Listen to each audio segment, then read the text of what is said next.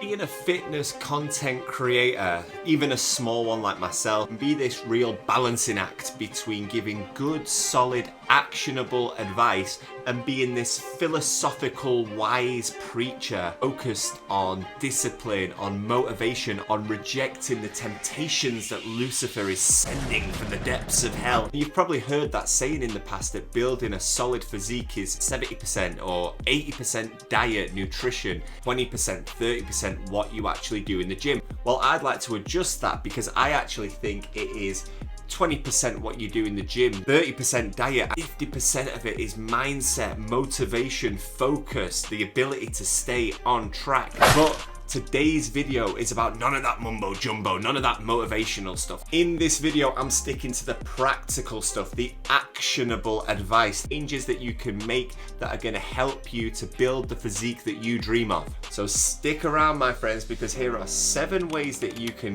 get shredded, stay shredded all year round. Number 1. Intermittent fasting. Now I'm going to breeze over all the science stuff. You can watch that elsewhere. I'm going to say it like this. Imagine you went on vacation and you had a daily budget that you could spend. Now, intermittent fasting, they are your calories, whether it be a calorie deficit, your maintenance calories, whatever calories you're working towards. Now, the way I've always viewed intermittent fasting in a really simple way is if I don't spend that money, that allowance in the morning, I can spend more in the afternoon. It means that if you can skip breakfast, if you can control that and save yourself a lunch, you can have bigger lunches, you can have a bigger dinner. It's as simple as that. Intermittent fasting is just one of many dietary approaches, but for me, it's the easiest one for losing weight, and that's why I'm putting it on this list. Number 2, low reps. I have made other videos about the importance of muscle density when staying lean. If we build dense muscles, when our body fat is low enough, our muscles are going to be more defined. You may not have the size, but once you get the body fat down low enough, you're still going to have the wow factor. Low repetition training, strength training. Number 3, walking.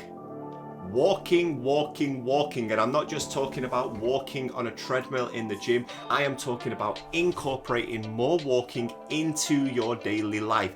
If you can get your daily activity levels up, you are going to burn more calories throughout the day without having to focus on the time you spend in the gym, without having to focus as much on your calories. It's going to give you more flexibility and the weight is going to drop off. Any opportunity that you've got where you can walk, but usually skip it, change that mindset. Park further away from the office door, walk up the stairs instead of taking the lift. Try and get those extra steps in throughout the day. Try and hit a step target. Keep increasing that. Get those steps in. Watch the weight drop off. Number 4, periodize your training. Now this is pretty standard. Everyone has heard of bulking and cutting, but what we want to do is stay lean, relatively lean all year round. We don't want to undo all our hard work by bulking, aka eating shit for 6 months of the year, and then spend 6 months correcting that, aka cutting, so you're in some sort of cycle where you might gain a little bit of muscle, but you're going to spend half the year feeling like shit, half of the year working towards correcting that. Instead, what I would suggest doing is periodizing your training in blocks of 6 to 8 weeks. That means if you want to make improvements, you're going to obviously have to eat in a slight calorie surplus for that period. However, we're then going to go through a period where we're going to go into lower calories to get that weight back off.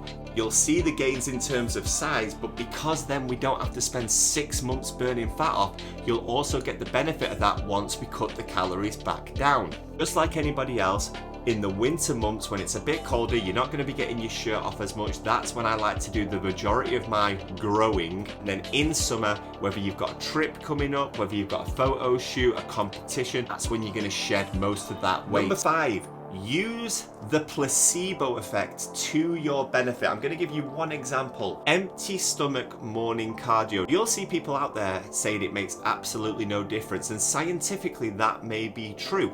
However, from experience, there is a distinct difference between doing an hour's cardio in the morning on an empty stomach and feeling light for the rest of the day, and doing an hour's cardio in the afternoon after lunch, feeling a little bit heavy, feeling a little bit groggy, and you've also had to experience the whole morning to build up to that.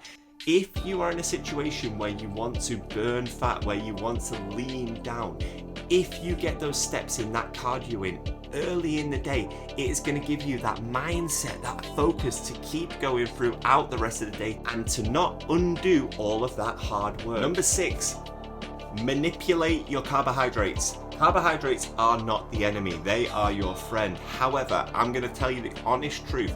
The best results I had in terms of fat loss are when I went on a low carb diet. Best results I've had in terms of muscle gain is when I was on a higher carb diet.